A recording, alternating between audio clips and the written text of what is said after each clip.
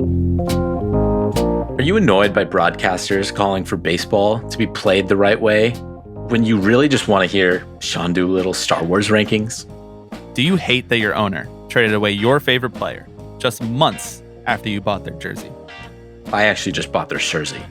I don't understand your jersey thing. Just buy the jersey. But anyway, let's move on. Do you love your local minor league team, but hate the way that owners are slashing it for profit? Do you wonder aloud if Rob Manfred has ever even watched a baseball game? Well, we've been searching for that answer right here every week for the last 4 years. We're talking you through all of that, plus the never-ending joke about the diversification of Ross Stripling's stock portfolio over at Tipping Pitches. Available on Apple, Spotify, or anywhere you get your podcasts. Hello, everybody. I'm Alex Rodriguez. Tipping Pitches. This is the one that I love the most. So we'll see you next week. See ya!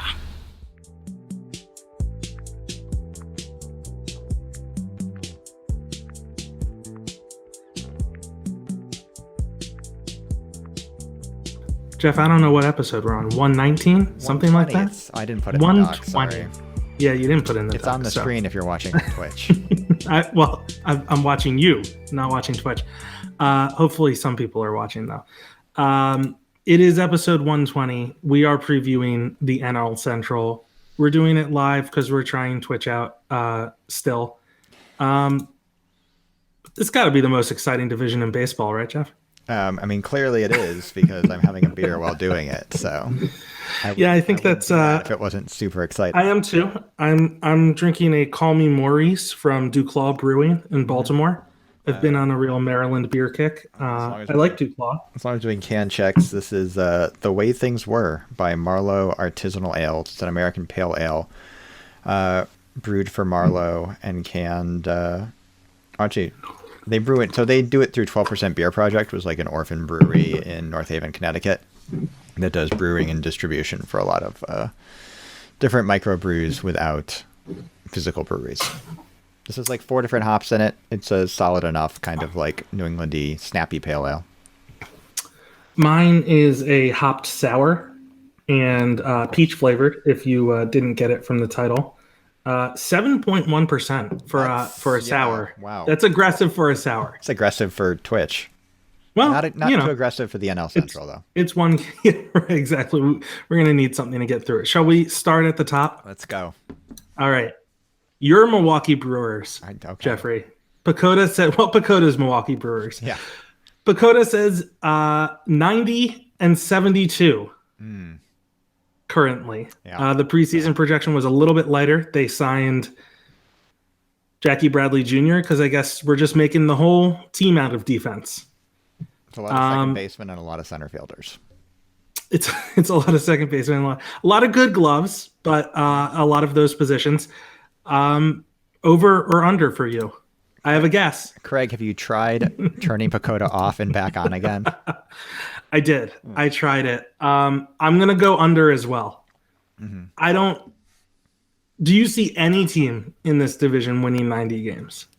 I mean, it's possible.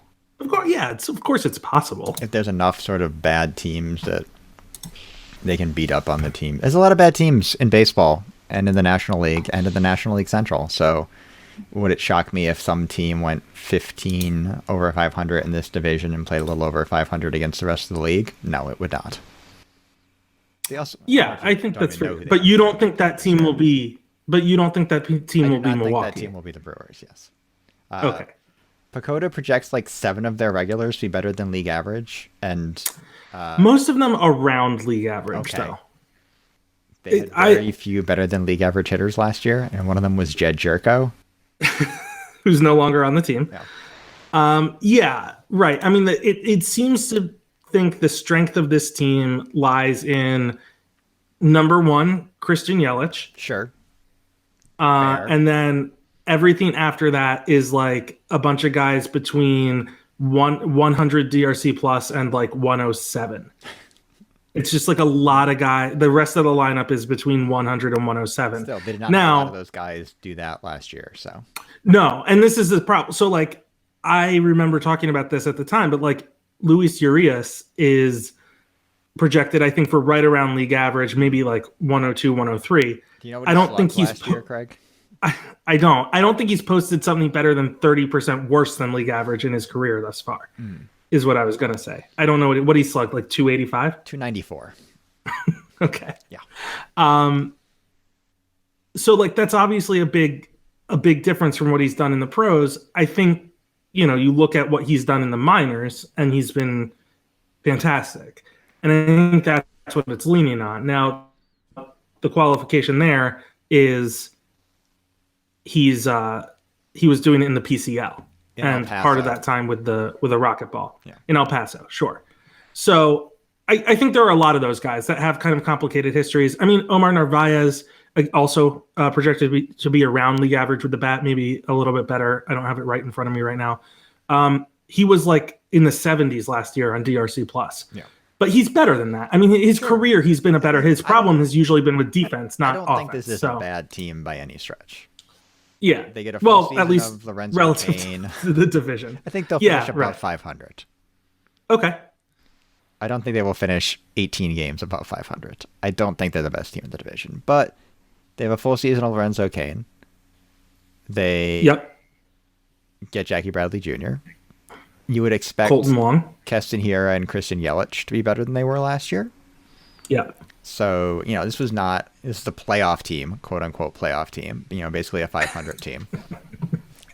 Right. You go down and look at the pitching. Is Corbin Burns going to pitch to a 2.11 ERA for the whole season? Look, I like Corbin Burns. I liked him as a prospect. I like that he's started to figure things out in the majors. Is he going to run a 0.3 home run per 9 rate going forward? I don't know. No. I think that somewhere between the 2.0 or whatever it was he was running before and the 0.3 in 2020 is probably what you can expect. The rest of that rotation, I don't know. I think you're discounting Woodruff. I mean, Woodruff, so we're Woodruff and Burns. Yeah, sure. Right. So we've essentially moved into our appointment television guys. If we're talking about those two, you had Burns, I had Woodruff. So I will say this about Burns: like he had a 2.1 DRA last year. Yeah. On the DRA is on an 88 guys in 59 innings. I think DRA likes that. Yeah, it does. I mean, DRA is on an RA9 scale, so 281 is like it's insanely good. Mm-hmm. But it's projecting a 4.3 DRA, which is good, but not spectacular. It's very good. It's a projected 84 DRA minus. It's very good, 15% better than league average. That's great, but it is projected, so I don't think it's even anticipating a repeat of last year for a guy like Burns. You know what I mean? Yep. I mean, so I said the strength of this team is number one, Christian Yelich, but it's really number one. It's the pitching. Mm-hmm. It's Woodruff and Burns. Woodruff is projected for a 3.48 DRA. I mean, it essentially sees him as an ace, and I don't know that I could really argue with it. Sure. I mean, has he really ever done that for a full season yet? I guess would be my one. No, he's maxed out at 22 starts in 2019, but he had a 3 FIP that year with 29% strikeout rate and a 6% walk rate. There's little questions about the durability, the efficiency, and the command, I think, overall, but I mean, I think you can at this point. You can nitpick anyone. He did throw 13 starts last year for 73 or just short of 74 innings. That's a lot. I mean, that's a lot in that short season. I think most guys are around 11 or 12 starts. He got 13. Like I said, close to 75 innings. I think this is going to be a weird year for a lot of pitchers. So maybe, but they have so many multi-inning hybrid, not quite starters, but maybe better than a normal reliever type situation. Like Freddie Peralta was incredible last year. And he threw, I don't know, he struck out 38% of batters, 37% of batters, something like that. They have like an absurdly deep bullpen with guys who can pick up a bunch of innings. It's hard to do. It's easier to do that over 60 games than 162. Yeah, I agree. But I guess my counterpoint, or not even a counterpoint, a side point to that is that it is easier to do that over that number of innings. But everyone is going to be stretched this year. Mm-hmm. We've seen some teams address it, like the Dodgers, with just have like 8 to 10 starters, I guess. Milwaukee doesn't have that, but they do have a very deep bullpen that can stretch in a variety of ways, I guess. Yeah, I mean, you got, in addition to Josh Hader, Brent Suter and Peralta can both give you multiple innings. Drew Rasmussen can probably do that as well, yeah. Yeah. So I'm sure they'll figure it out. I just don't, my God. They don't really have the level of pitching depth. Like, it's kind of Rays light in a lot of ways, but I don't think they have the pure volume of guys or... I think that's fair. Once you get off the major league roster, they don't have the guys to call up that they do not they do not have prospects. No, they do not. No, but even if you look on the 40, you're talking about Phil Bickford and Angel Perdomo. Yeah.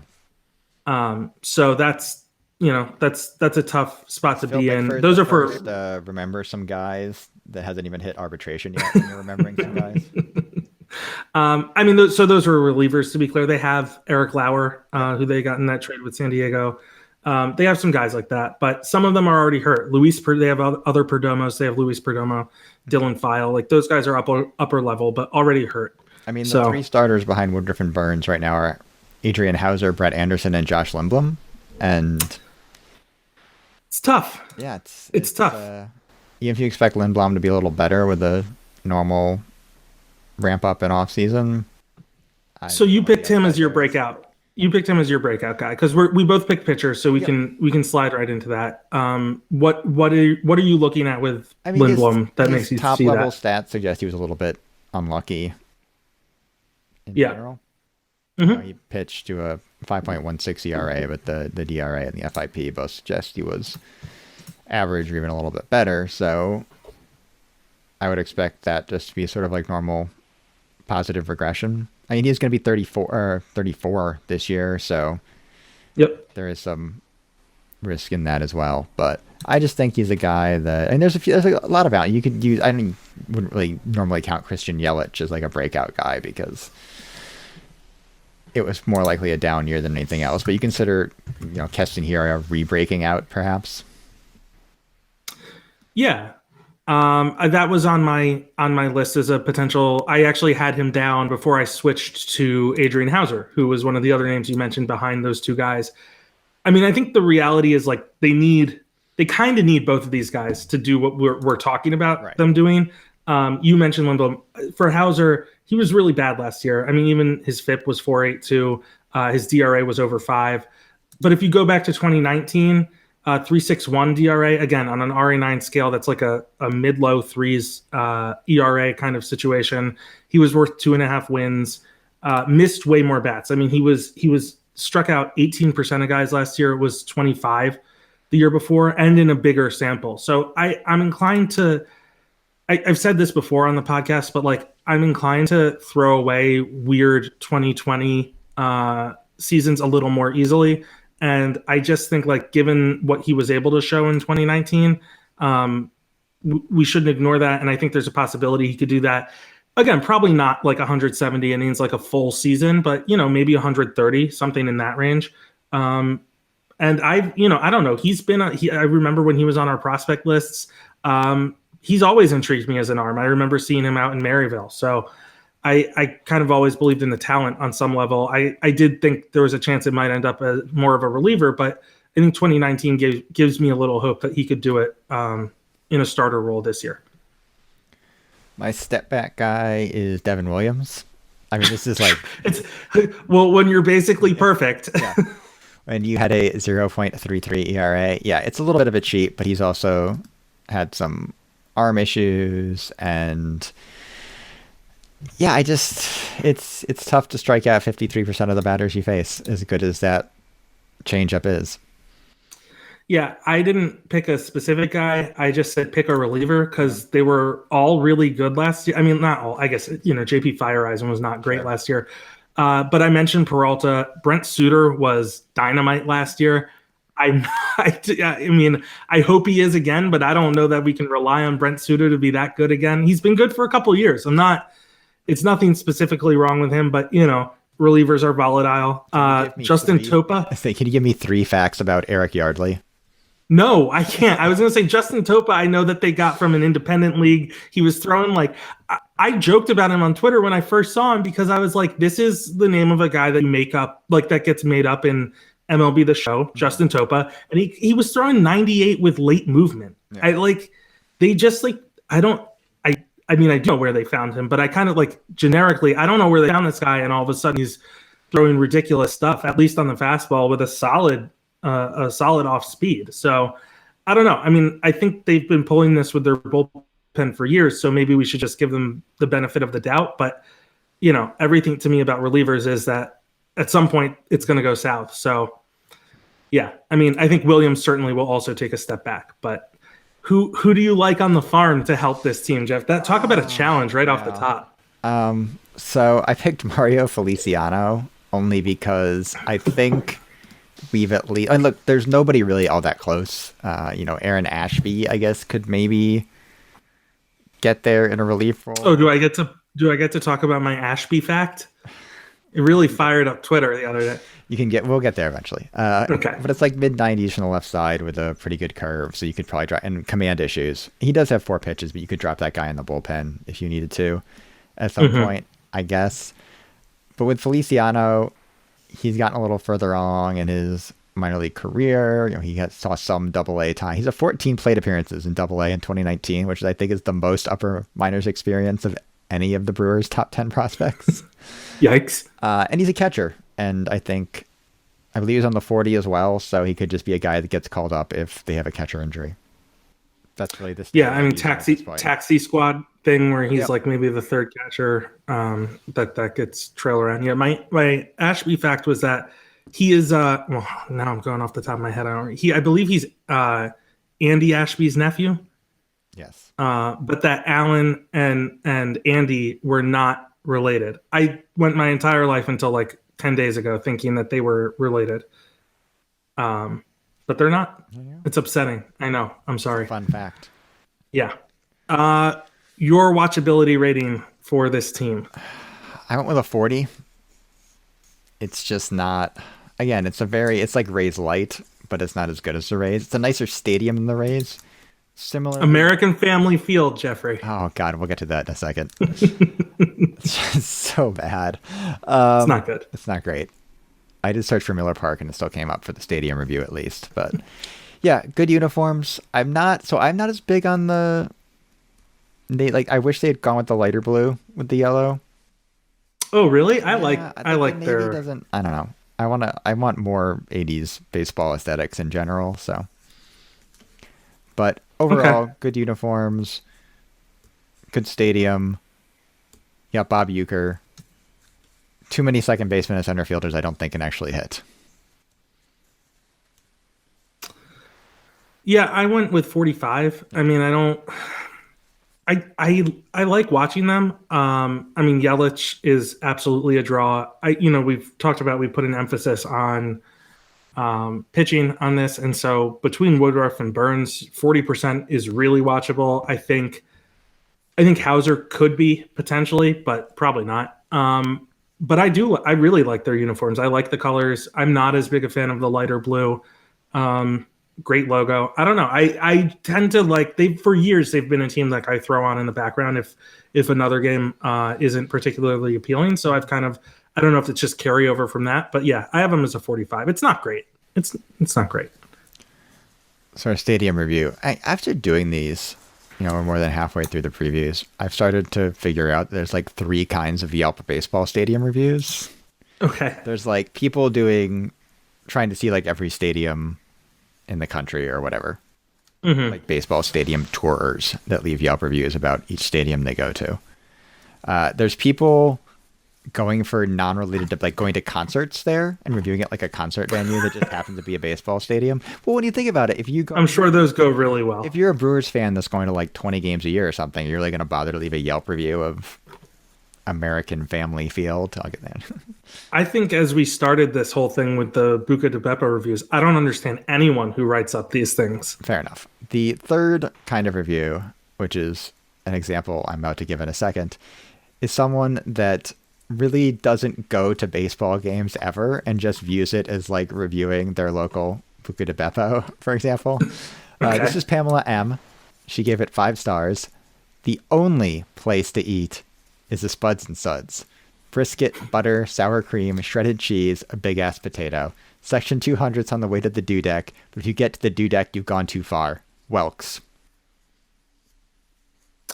5 stars. Just for the Spuds and Suds, as far as I can tell. She's going just for the Spuds and Suds. Is that a shortened version of You're Welcome? Welks? Yes. It's WELX. I don't care for that. I don't think I've ever seen that before. If that's a Midwestern thing, y'all got to cut it out. Are you a fan of the giant, like, baked potato as a... Like, that seems like real heavy for a baseball game. I mean, you think it's real? There's brisket on it, Jeff. Well, like, the meat... I think it's the meat and the starch combo. I would not be something I would get at a baseball game. I wouldn't say I'm not a fan of it, though. I mean, a good baked potato is a loaded baked potato. Sure. That's Okay. I'll indulge, but that's usually at like an Outback is where I'll get that. Yeah. You don't do the... I only do the finest establishments. Yeah. You don't do the bloomin' onion at the Outback? No, I'm an Aussie cheese fries guy. Okay. They have the best ranch dipping sauce I've ever tasted in my life at Outback with the cheese fries. I'm not that big on onion, so I leave that for other people. The Chicago Cubs. Pacoda says 86 and 76. I think a little under. It's like, yeah, a little under. If it's like I said about right. Yeah. Yeah, I think, I mean, I don't know. 84 to 86 seems about right. If you want to be on the slightly high end of that, that's fine. Yeah. I think a lot of people were surprised at how many wins it projected, but this is a good lineup. It wasn't good last year, but Yeah. the number of guys with good track records in the lineup. I mean, Rizzo had a really bad year. We know about Bryant. Baez had an awful year. But, like, these guys are all, you know, you've had a lot of conversations about Baez in the past, but, like, he's a league average hitter generally, right? I mean, like... Right. The long running joke for all you kids out there is that, and this is now true again after his bad 2021, is that Javier Baez is a worse hitter for his career than Wilmer Flores. Right. And Wilmer Flores is not that bad a hitter, is the thing. Sure. He's not that bad a hitter. And so Baez is fine. He's very good on defense. Yeah, but I think because of sort of his, I don't know. His reputation. Yeah. Coming up to prospect status, that kind of thing. Yeah, that too. And just sort of, I think, the style of his play as well. People think he's a better hitter than he is. And he's certainly shown it in flashes before, but yeah, unbalanced. Like, Yeah. He gets lumped in with the really good shortstop free agent class this year, and yeah, I don't know if he's quite on that level. I mean, he's basically been a league. Certainly not as a hitter. Yeah. I mean, although, you know, Correa has been disappointing, but I think higher highs. Yep. Yeah, I mean, I don't think he's the hitter that Lindor or Seager are, or Story. Yeah, I mean, is there anything? I mean, I don't know. This is not a bad lineup when I look at it. Sure. You know, it's Ian Happ had a good year. Was like the only Cubs hitter had a good year. Wilson Contreras, Rizzo, Bryant. Didn't they I start liked him in the minors last year too? They might have. 2019. I think that was 2019. But Peterson, I really liked the Peterson sign-in. I mean, the thing about Baez is he's their 6th hitter. Like, that's fine. Jason Hayward, who had, I guess, a relative renaissance last year, and Nico Horner, who's fine. Sure. I think that's a solid. Not a lot of depth here. You mean beyond that? Beyond that, yeah. Yeah, the bench is Austin Romine, David Bodie, Eric Sogard, Ildemaro Vargas, and Jake Marisnik. Yeah. Yeah, it's not great, but the top line is fine. I mean, I think the problem is the pitching more than anything else. Yeah. You know, you have the problem is you have Kyle Hendricks, worse Kyle Hendricks, and worse Kyle Hendricks, and Jake Arrieta, 2021 version. Yeah. That's tough. That's tougher to me. Do you remember the viral tweet about I don't know, was the SNL photo of Imagine Dragons where it's like, this is just Macklemore. Oh, it's Bill Handstock. Yeah. It's Macklemore from different timelines. Yeah, these are all just Kyle Hendricks from different timelines. Yeah, right. Exactly. So I think if you want to be doubtful on the pitching and the bullpen, which features both Craig Kimbrell and Brandon Workman. It's very exciting. My God. That's. I mean, the lack of control in this bullpen. Like Dylan Maples. It's going to be interesting. I understand questioning the team. The rest of the division has just as many questions. Is my thought, and I know St. Louis fans are going to get mad at me about that. They're already mad at winning the Pagoda, division then? No, I actually think I have Milwaukee winning the division. But I don't think it's with 89 or 90 wins. Sure. I think it's going to be really muddled, but it wouldn't surprise me. I think either the Cubs or the Brewers are my choice. Like, I'm not. I think St. Louis is favored like in betting markets or whatever. Yeah. And I would say if you're betting on this division, bet on whoever gets the best odds out of everyone but Pittsburgh, because you could throw out Cincinnati if you want, but like it's not going to be Pittsburgh, but it's going to be a total toss up to me. Who do you have for appointment TV? So I realized looking at the document, I left it blank, and that's probably fine. I thought you were going to surprise me. No, I thought it might have been by accident, but then like looking over this roster, there's really, I guess I have to pick someone because tough. That's kind of the way it works. But it's the whole point of the doc. Yeah, I'm picking guys for worse teams than the Cubs. I just like Kyle Hendricks aesthetically does not appeal to me as a pitcher. The lineup, they're all fine. I guess I'm curious to see what Chris Bryant does this year. Sure. I'll go with that. I'll go with Chris Bryant. I'm curious to see what Chris Bryant does. I'm curious to see if Chris Bryant is a Cub on August 1st. So. Okay. I said Javier Baez. It's more on the defensive side, but I think,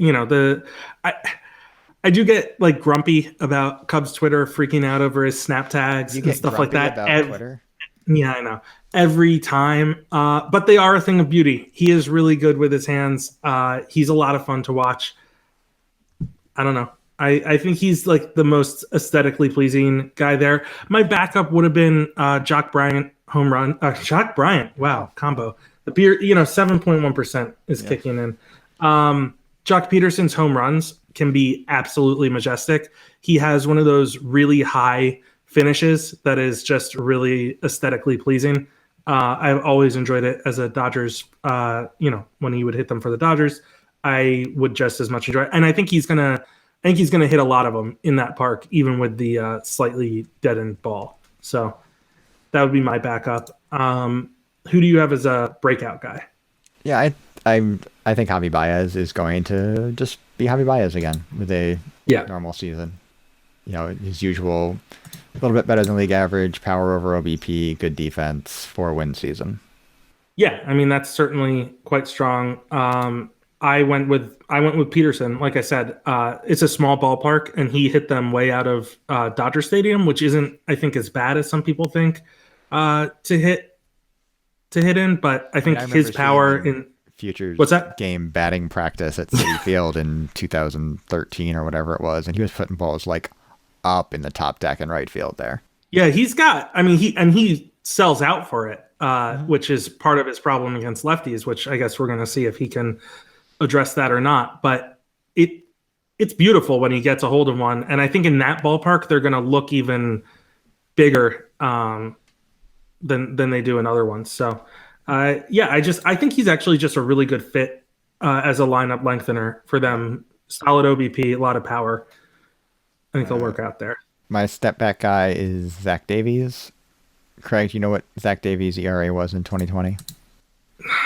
No, like 3.4? 2.73. Come on. Seriously? I don't think I'd have gotten there if you gave me lower 3 times. Do you know what Zach Davies' career ERA is? 4.3? 3.79. Oh, okay. So he's just a better run better. He's a perfectly fine fourth-ish starter, maybe even a little better than that. 55 type. He doesn't quite give you enough innings to be that, but the only difference literally between his he just started striking guys out now. Maybe he's a strikeout guy now, but it's 69 innings. Even if you think he's better, I don't know if he's like more like mid-3s ERA than mid-2s ERA better. which will be fine. It's something they certainly need, but he will not be. He didn't get any Cy Young votes last year. I guess there were a lot of really good pitchers in the National League. I went with Ian Happ. I don't know that I have a great case for this other than I've never been an Ian Happ guy. I just do you know what he slugged last year? Does it start with a 5? It does. He slugged 5.5. Do you know what he slugged in 2019? Did it start with a 3? No, 564. Okay. I don't know that I can wrap my head around.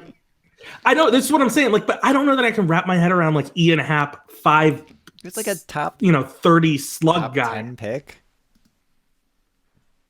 in the first. I know, round. but it was I know, and people hitter. liked him. People liked him the whole time. Yeah. I know, I understand, but I guess I have stuck in my head. That's fine. 2018, he had an 88 DRC plus. He had a 408 slug.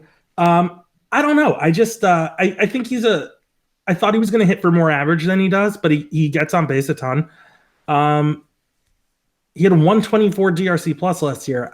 It was 113 the year before, despite the much bigger slug profile, because he walked a lot more in 2020. I don't know. I think he'll probably be fine. I mean, he's an above average hitter for sure, but I guess I think it's closer to the 108, 110 range than 125. Yeah. He's playing center field. That's going to be exciting. Yeah, I mean, they have a small center field. Sure. They I think if you're going to do it, that's the type of place you do. I know you don't think much of Jock Peterson as a center fielder at this point. But I sure don't. I don't think he's a good corner guy. Don't you play Jason Hayward in center field? I would play Jason Hayward in center field. I don't know, man. I would. Fallen in love with his weird plus 30 defensive metrics that are probably not actually real, but yeah, I'd play Hayward in center. It's weird to me that they don't have a true backup center fielder. Marisnik. I don't know what I'm talking about. It's Marisnik. Sure. It's Marisnik. Yeah. Okay, so that's what. And he's a good fit for them. That lineup and the outfield specifically does lean left-handed. So yeah.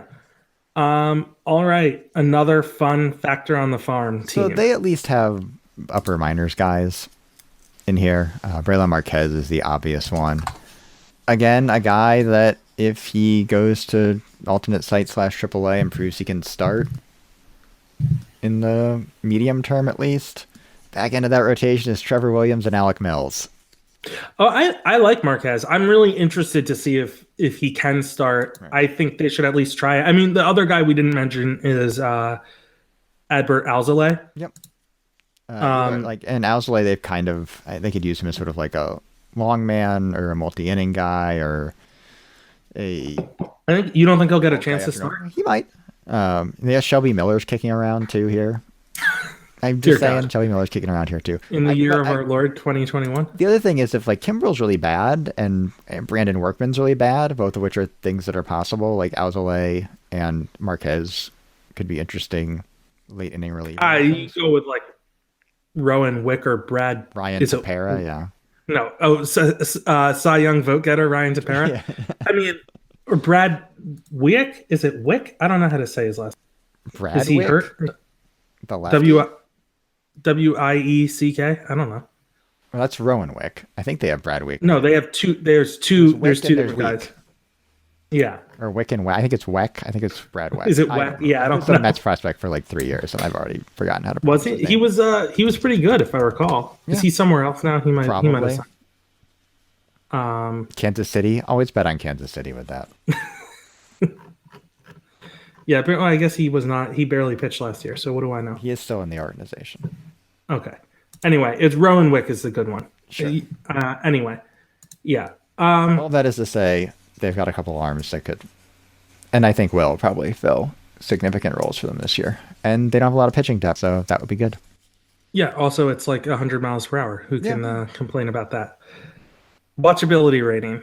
I went 40 again. Again, could not find a person for appointment TV, so probably will not be making this appointment TV. Fair enough. I went 45. Like I said, I think the top line depth on the lineup is I mean, that's a bunch of good hitters. I don't think I don't know that this is a team I'm seeking out at any point, and it doesn't help that like outside of Hendricks, I'm not super interested in watching any of the pitchers until Marquez gets there. But like, I'm not going to complain if I'm watching Chris Bryant and Anthony Rizzo and Wilson Contreras as a lineup. So I don't know. That's fine. Fringe seems fine with me. All right, the stadium review. This is Ruby G. It's a 1-star rating. I'm going to try this as close to the punctuation marks such as there are. I don't think there's an actual period in here. This is like James Joyce shit.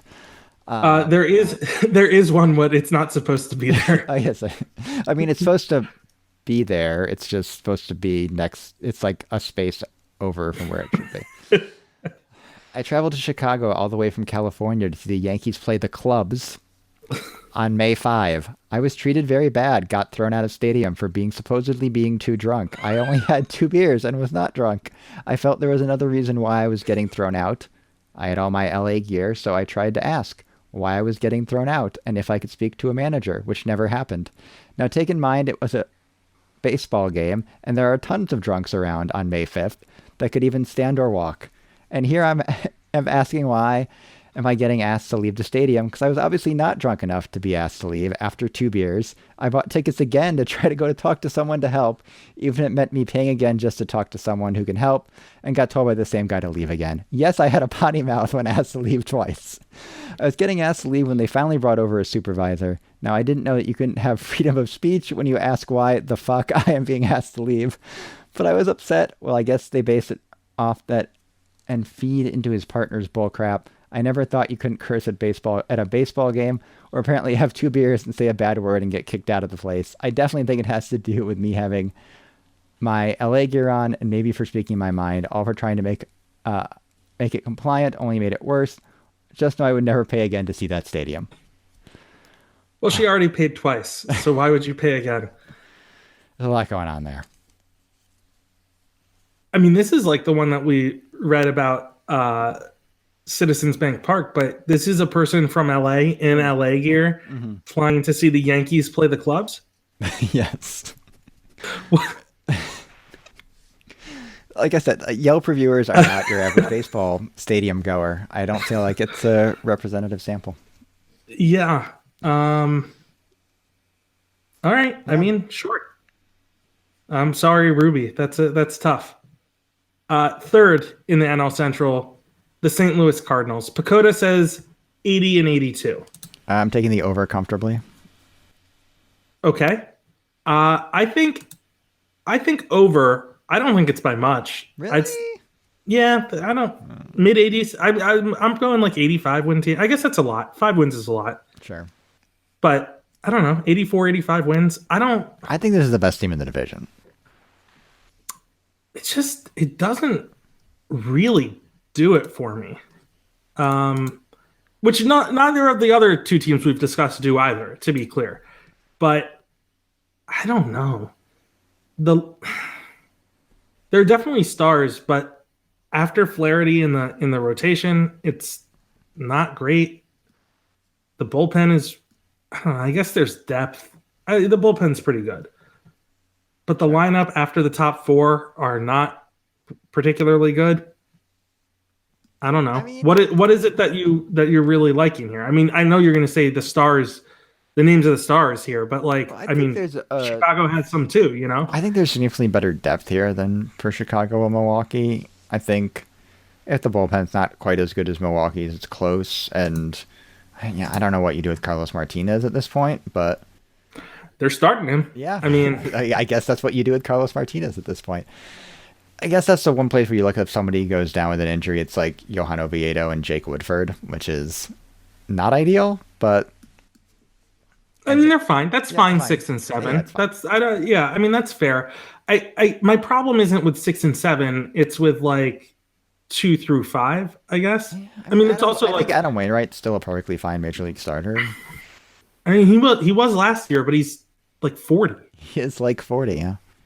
I mean, so if you look at like their roster resource page or whatever, like you're missing that Miles Michaelis is there.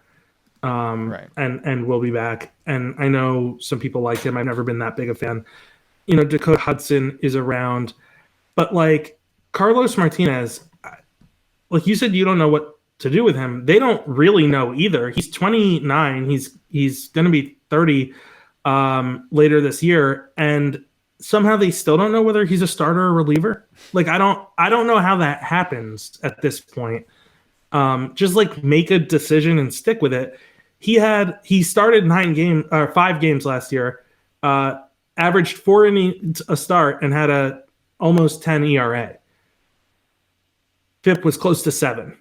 It's not great. Not ideal, no. As I said, I'm inclined to throw out 2020. He was certainly better in 2019. He also started 0 games in 2019. So kind of a different situation. I don't know. Again, so this lineup, if you go at the top, like Tommy Edman, I don't know, Dylan Carlson, Paul Goldschmidt, Nolan Arenado, some combination of those 4 at the top. That's good. I think that's good. I believe in fine. Harrison Bader is not fine. He's He's not a fine hitter. He's a good fielder. He's not. I know he was last year, but he's not. He has been intermittently fine. He has been Like he's fine. For DRC, he hasn't posted an offensive season better than 10% worse than league average since ever in the majors. He's fine. He's not. I almost picked Tyler O'Neill as my breakout guy, but Did I? I almost picked Tyler. Oh, I know. I think I wrote him in and switched it. Yeah.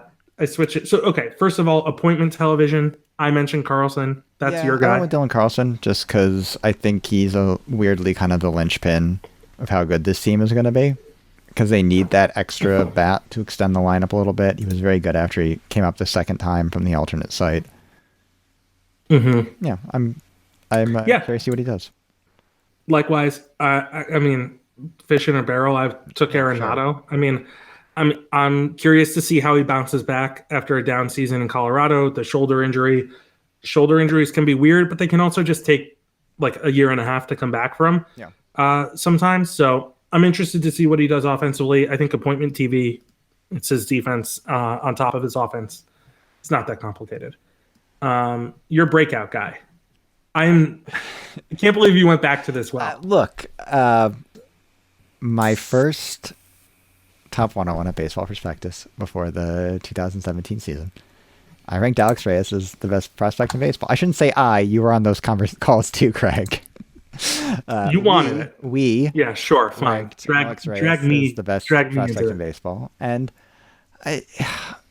I've seen a fair amount of Cardinals spring training games this February and March, if only because they play the Mets a lot. They play the Mets a lot, but also they're like the Mets and the Cardinals are 2 of the only teams that are showing their fucking spring training games. So I end up watching a lot of them in the 1:00 slot.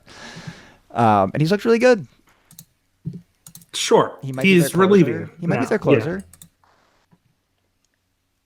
Yeah, sure. I mean, Jordan Hicks. Yeah, coming back from injury.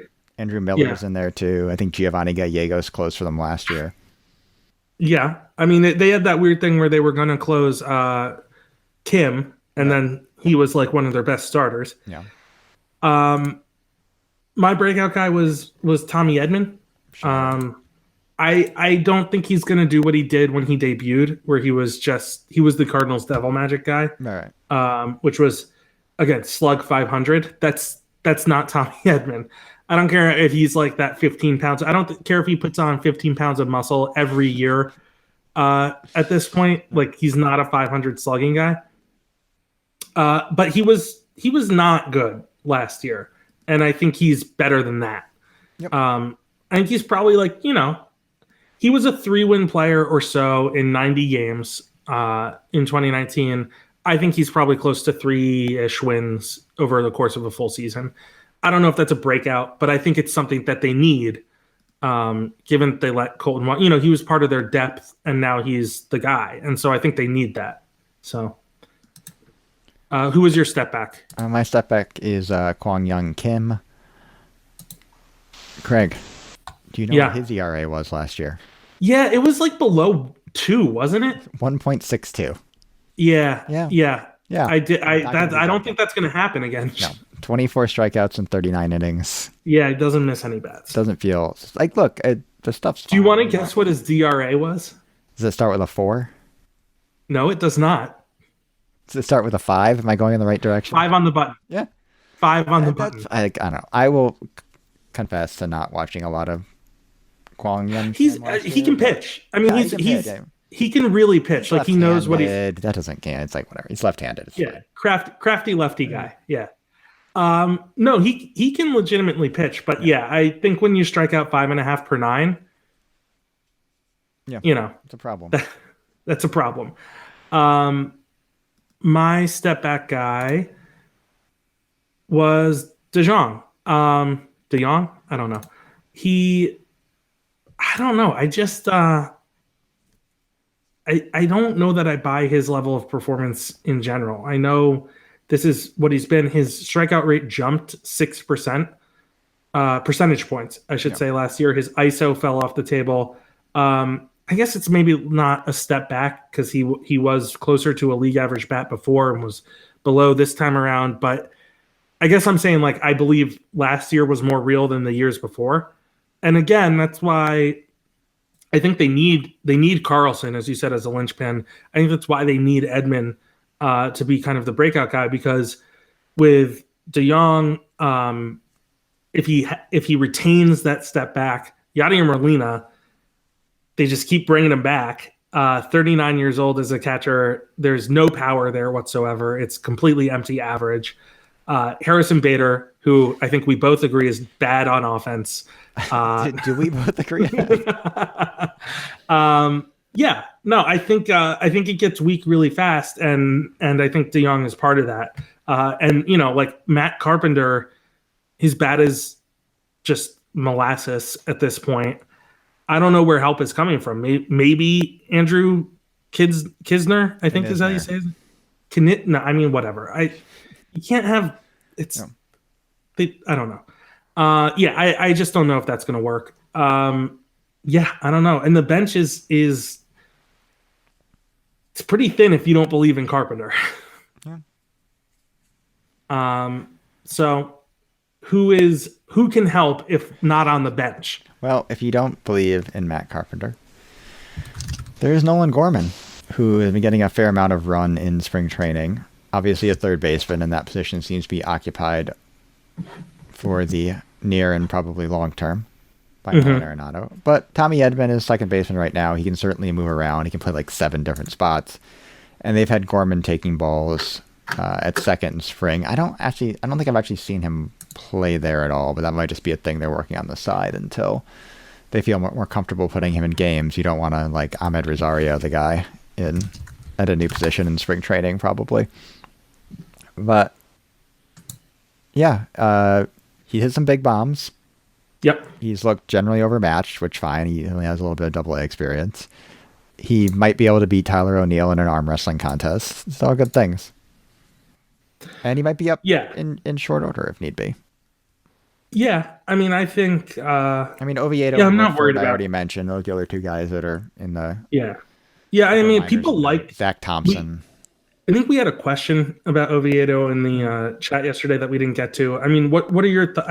Did you watch any of him last year? Yeah. I remember getting a lot of chat questions about him last year, and people kind of going off what I thought was off the deep end. He's fine. It's good stuff. I don't know if he's a starter. Yeah. But that's okay. I mean, that's fine. You don't have to know for your 6th guy, I think. I think that's generally fine. Watchability rating. I went with a 50. Go ahead. I went with a 55. I was on the fence between 50 and 55. I guess it depends on how much they wear the powder blue uniforms, because that adds to it. But there's I don't like that. I don't like them that much. Yeah. With the red, it's a weird combination. It's classic, Craig. It's a weird. I will say this as a viewer. Someone mentioned this yesterday when I was talking about it in a basketball context. But the station there, when they change, like when they wear the powder blue jerseys, they change the scorebug color for them to the powder blue. That's a nice touch. I appreciate that. I think I think the scorebook should always match the actual colors that the teams are wearing. The Premier League, like most soccer does that too. Because I was going to say most of soccer. stuff. Well, that was my reference point when I made the complaint, was that soccer, all the soccer that I've watched does a really good job with that. But the NBA had the Pelicans wearing the Trailblazers red and the Trailblazers wearing Spurs gray. But the scorebug was Pelicans navy blue and Trailblazers red. And it was like, what the hell is going on? What do you mean they have the Miami Heat City Series jerseys? Do the fade. It's graphic. They can do that. Come on. It's not that hard. They just use Gradient and Photoshop, yeah. Yeah, why not? I mean, that's fine. Yeah, I went with 50. Like I said, this team just doesn't really do it for me in terms of a watchability. There's like 4 or 5 guys like I just want to check in on. Yeah, I totally get it. Stadium review. Arlene A, 2 stars. New stadium with great surroundings, check. Food kiosks all over the place, check. Clean bathrooms, check. $8 Budweisers. Are you kidding me? There's no way at all in any way, shape, or form that you should be paying $8 for Bud at Busch Stadium. It's not even $8 in New York City. Some places it is, Arlene. What a rip. I thought this was going really well. Yeah. I forgot it was a 2-star review. Yeah. I thought $8 Budweisers, that's a steal. Yeah, I guess it depends on the size. Are these like the 16 ounce or the 32 ounce? 24 ounce, the tall boys? Are they a little 12 ounce like draft pours in the cup? I guess that does depend. Yeah, I guess if it's the draft pour I see, I think even at 16 ounces, you're not getting cheaper than $8 Bud in most places, are you? Probably not. I feel like I'm trying to think about Nats Stadium. I feel like they come out in those cans and I feel like it's 9 at least, maybe 10. And then everywhere just gives you the 20 and a half ounce or whatever it is, maybe 22 ounce. Like the aluminum bottle one or? Yeah. And so then you have to pay like, I don't know, like $18 for a stupid beer. Anyway. Yeah, Arlene, I don't think you know how good you have it. I've never been to St. Louis, but it sounds great. Okay, 4th place, Cincinnati Reds. Pacoda says 79 and 83. About right. Yeah, I agree. I think what's interesting, so they lost Bauer, obviously, but the Reds were like Pacoda darlings last year. And I don't know that they lost like 7 wins off that team. It's obviously adjusting for the performance a little bit. I mean, they weren't good last year. No, playoff team though, as Patrick reminded us in the Pacoda Hits Your Team today. It's easy to forget, but they were a playoff team. I don't know. Do you have overall opinions on this team at all? It's a weird team. Sure. It's like it's got like still 1 foot in one camp and 1 foot in another. There's a lot of guys that I should have a better idea of what they are given their age and experience. So like, I don't know. Is Nick Castellanos good? I think he is what he is. If you think that's good, then he's going to be that again. Like a 900 OPS guy now. Well, I don't want to go to what I think we both listed him for something, but I don't think Jesse Winker is that. Nick Senzel, I don't know. The center fielder now. Yeah, I mean, this is a team transitioning from making like the whole team out of outfielders to making them all out of like corner infielders. Like I don't quite know what they're doing, and I don't know that they do either. Yeah, and it kind of shows. If you go to Roster Resource right now, their starting shortstop is Kyle Farmer. Reds fans like Kyle Farmer, man. Be careful. Former Dodger. I appreciate that he's like not really a good catcher, but a catcher who can play third base. I know they've stood him at shortstop multiple times. I don't think he's a shortstop in any way, shape, or form. I know Eugenio Suarez is they're going to put him over there now. And I guess under the guise of like positioning solves all ills. It does, yeah. That'll work. I think he'll field what he gets to. Yeah. He's got Mike Moustakas right next to him, so I'm sure that'll help. Yeah. Yeah. I guess that brings us to your appointment television. Yeah, I went with the bad defense. I mean, again, Eugenio Suarez at shortstop. Moustakas is going to be at third. I guess that leaves... Who's going to be their second baseman? Is it Moustakas at second and Farmer at short? Well, I mean that's bad. I know they have other. I know they have other guys. D Gordon, I thought they were playing him at shortstop, which is another kind of bad. I mean, all range, no anything else. Jonathan India has been hitting this spring. Sure. I don't know how exciting that is for you, but he could be at third. Moustakas at second. God, I mean, it's just a nightmare. Jose Garcia can actually play shortstop. I think Kyle Holder can actually play shortstop, but Kyle Holder's here now? neither of them can hit. Yeah. What's that? Kyle Holder. I thought Kyle Holder was on Philly for some reason. Oh, he was there and they flipped him. Yeah. So, yeah, I mean, this team, I don't know, it's just such a mess. I feel bad for their pitchers. Your Appointment Television is one of their pitchers, who I would have picked had you not taken him. Yeah, Luis Castillo. I was like, we've had a lot of conversations about Luis Castillo over the years, Craig, because neither of us were huge on the fastball changeup combination, but turns out it's a really good fastball and a really good changeup. Turns out he's like a top of the rotation guy. Yeah, it turns out he's just top of the rotation guy. It does remind me, if you remember many years ago, he got traded in the kiboshed Padres. Yes. Yeah, right. He could be in San Diego. That's the crazy part. But no, he got returned, and then I don't remember if it was which person in the Marlins front office at the time they sent out there. This is during the Loria days. They sent out to give this quote, but they're talking about the rotation that year, and it was Jose Fernandez. Oh, what's his name?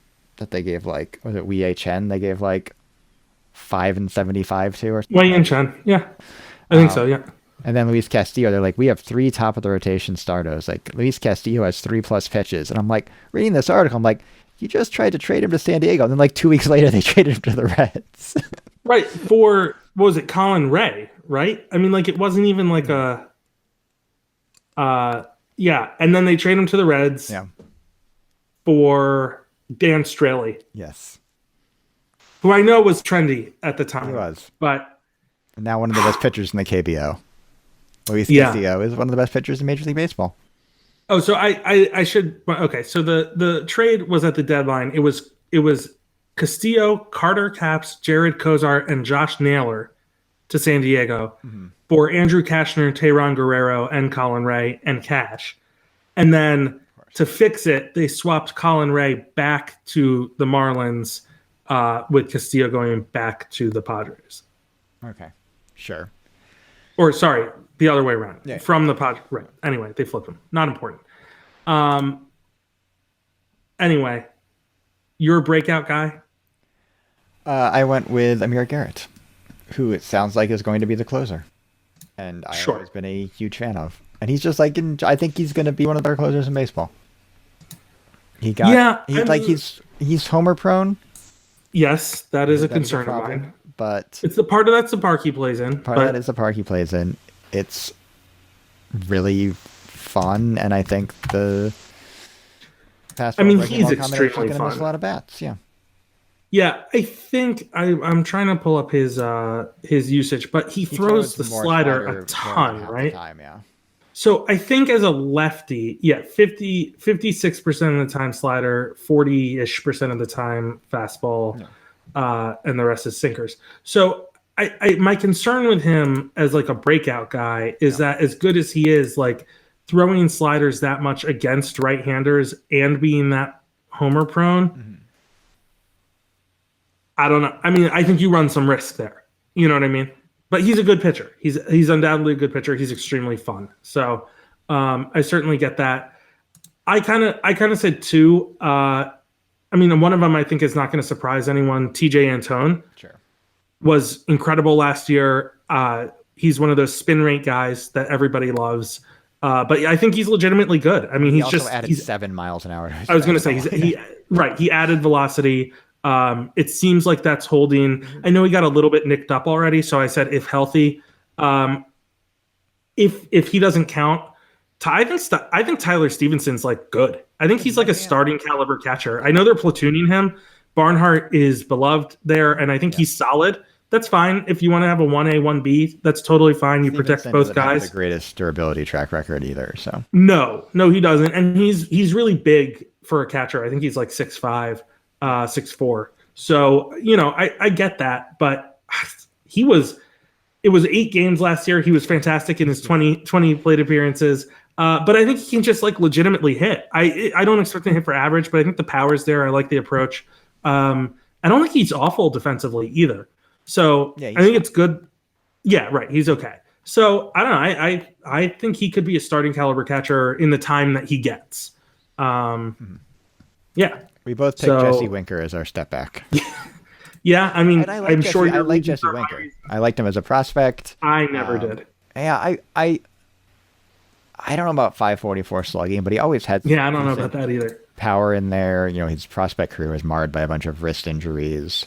I think there's a hamate in there as well that can sort of sap game power. But like the 388 on base percentage, I think is more or less legit. Yeah. Pacoda projects 370, basically, for on base. I think he'll be good. That's not surprising at all. Yeah.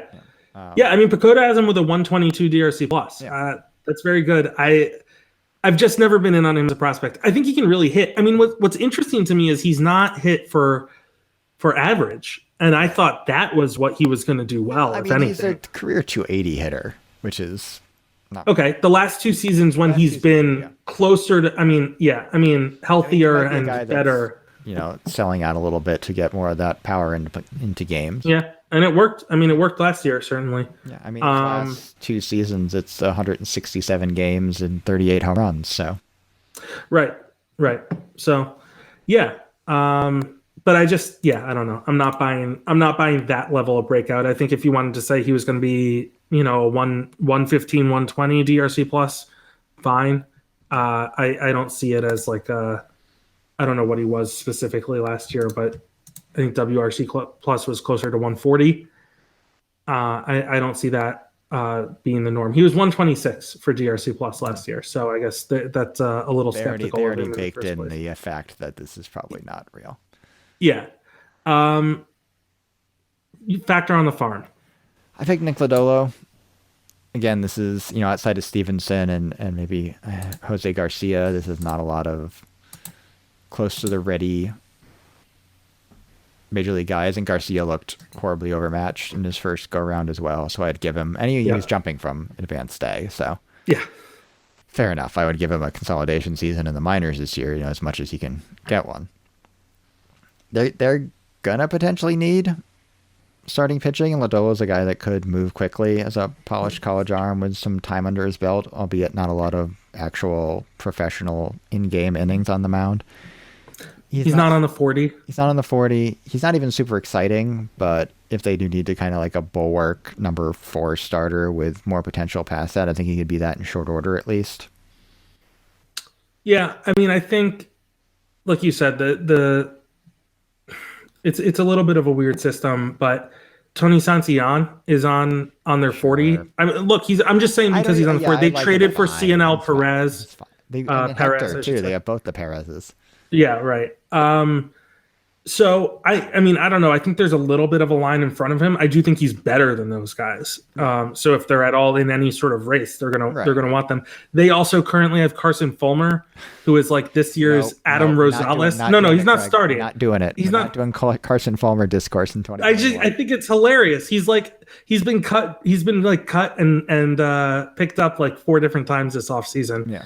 I just think it's funny. Siri too. Yeah, isn't he? He's in Houston. He's in Houston now. Yeah. Watchability rating. At 45. We went with the same thing. Yeah, yep. There's enough starting pitching here where if it's again, this is the only game at 2 p.m. on a Wednesday or whatever. There's a decent chance I'm getting an interesting starting pitcher at least. Right. Yeah, they're fine. The bullpen's and again, fine. even the bad defense is going to be funny if nothing else. It's not a bad lineup. It's at least it's watchable. It's weird and not good, but not actively bad. Yeah. That's we'll get your Cincinnati. That's second. That's your Cincinnati Reds and possibly your Skyline Chili review. Here's this. I've never been to Cincinnati, so why would I have had? Nor I. Yeah. That's why I said possibly. I'm hedging. The stadium review. I guess that's a thing I can just like make in my house and find a recipe for, but not something. Jeff, please don't. I'm not going to. I have a chili recipe that I like that does not involve me pouring it over spaghetti. Matthew S. 3 stars. This year I've been to a lot of ballparks, as visiting all 30 ballparks have been an aspiration of mine. So let me go through all the parks I have been to date. Oh, dear God. Matthew, this is not like necessary information for a review of the Great American Ballpark. Citi Field, Yankee Stadium, Camden Yards, Nationals Park, SunTrust Park, PNC Park, Tropicana Field. I'm guessing he's on the East Coast. I didn't put down where it was from, but probably. Now I can cross off this park. Unfortunately, I saw this park as a shell. Beautiful on the outside with the panoramic views of the river in Kentucky, easy access to the bars, downtown, great views of the field. But after that, I was not too impressed. The food options are expensive and small. Some parts of the stadium are quite cavernous, and the scoreboard is awkward. Yes, I liked learning about the history of this proud and historic baseball franchise, the oldest in baseball, but it was not enough to save this review. The in-game entertainment is both annoying and bland. And no, I am not referring to the organist who provides great music reminiscent of games of yesteryear. I'm referring to the obnoxious t-shirt toss and cheap games that are both boring and condescending to the fans. At least the fans were nice and friendly, no hostility at all towards me, an outsider to the area. I think there are other ballparks better than this one. So Craig, reading that, roughly how old would you think this person is? I think he's like 85. Yeah, I'm not a good judge of age, but like judging by his picture, he's younger than either of us. I think he's a BP commenter. I mean, like, God, yeah, no, this was this was a lot of okay boomer energy there. Yeah, exactly. What about the t-shirt toss is condescending to fans? It's like you got to kind of like crawl over people to get a t-shirt. I hope he never goes to a minor league game. Yeah, fair I mean, my God. Speaking of I think there are other teams. Yeah, right.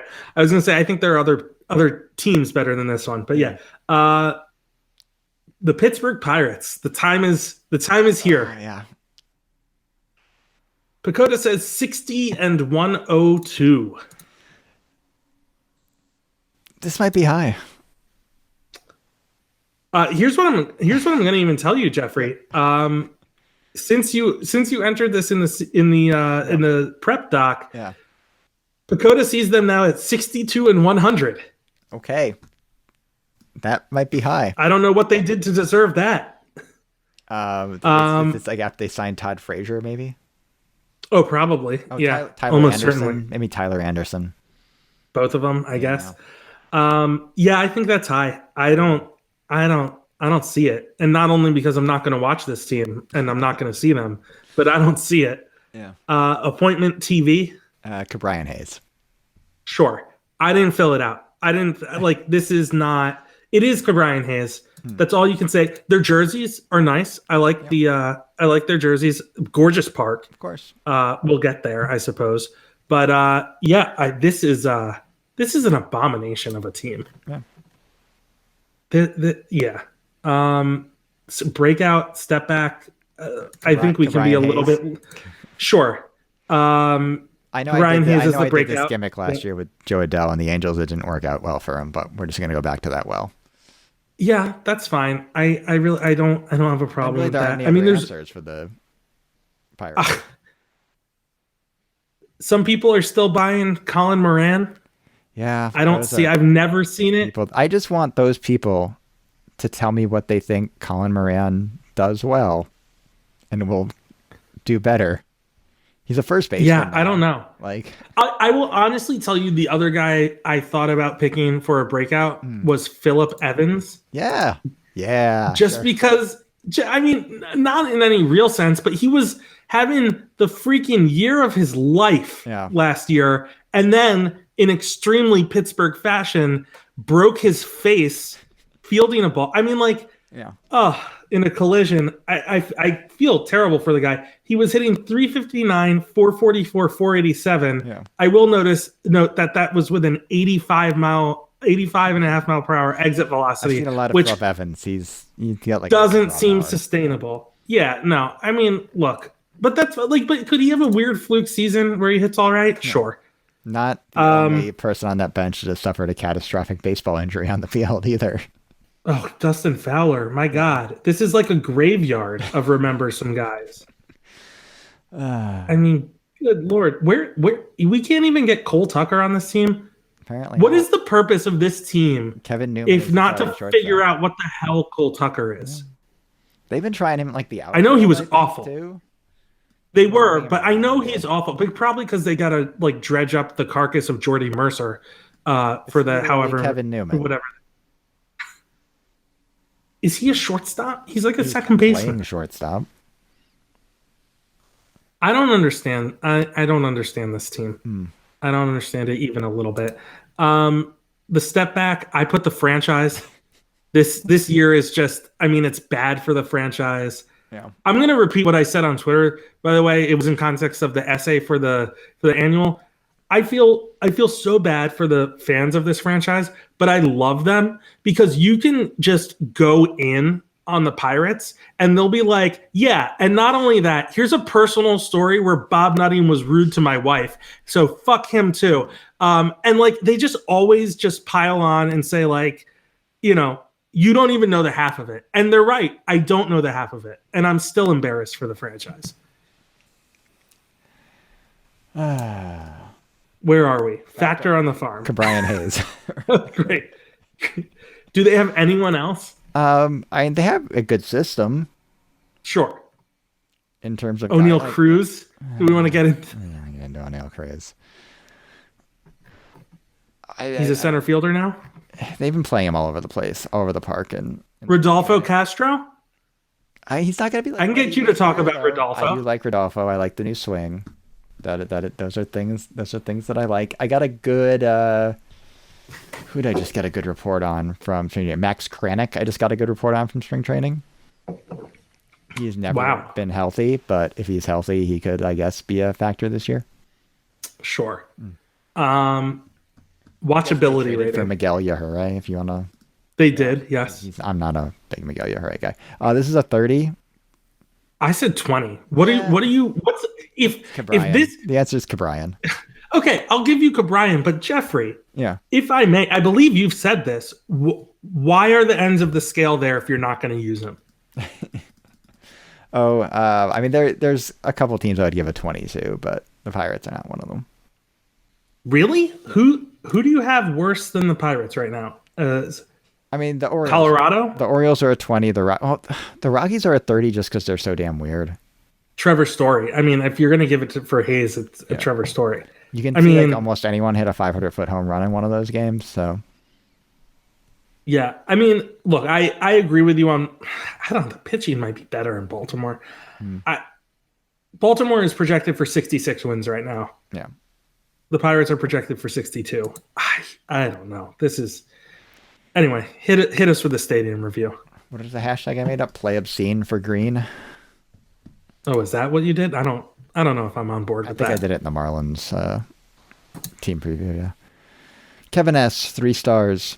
Speaking of Pirates fans that will say worse things about their team than even you. I'm telling you, they're great people.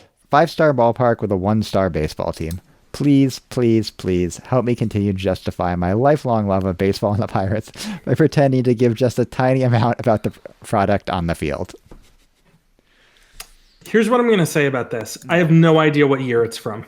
I don't either. I think it was like 2019, so it was fairly recent. Okay. I mean, certainly justifiable, but it could be like any of. I mean, I know they weren't awful in all of the recent memory. I know they had 97 win teams in the last decade, but like this poor franchise. I mean, this poor town for this franchise. God, that should got like Men in Black memory erased by the last couple of years. So seriously.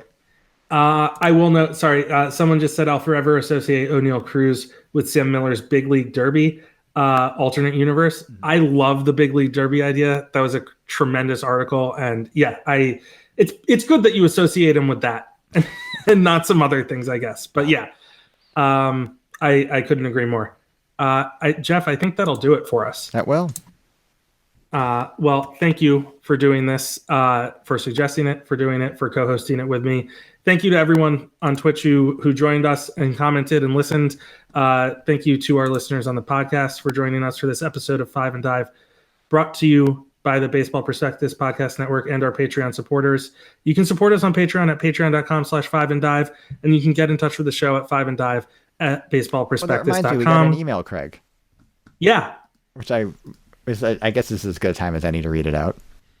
Sure. Oh, sure. The one about the ballparks? Yes. Well, it goes for the last. From Steve. Yeah, I wrote back to Steven. He's awesome. He's a Views from 314 feet writer, I believe. So, yeah. Hi, everyone. That Citizens Bank Ballpark review hit me hard. I'm also a Yankees fan, but I've been to CBP at least a dozen times and enjoyed it immensely, even when wearing Yankees gear. That reviewer was definitely just an asshole. There's more too, but I think that pretty much. I think that covers it, and I agree with him. Yeah. We are wherever you get your podcasts, so just search for Baseball Prospectus Podcast Network, and we'll be in that feed. We're also on Twitch occasionally, so follow us on Twitch. Yeah, if you like what we're doing, give us a rating and review, and we'll see you next week with another preview.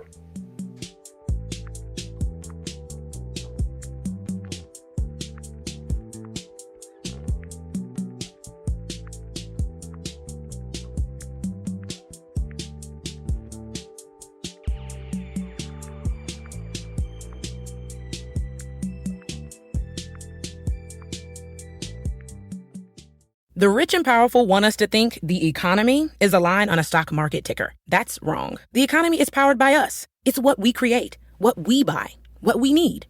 President Biden has proposed bold public investments in jobs and families, but more is needed. We need housing, healthcare, caregiving, action on the climate crisis, and millions of good-paying jobs. This is our moment to finally unlock prosperity for all of us. For more information, go to prosperus.org. That's prosperus.org.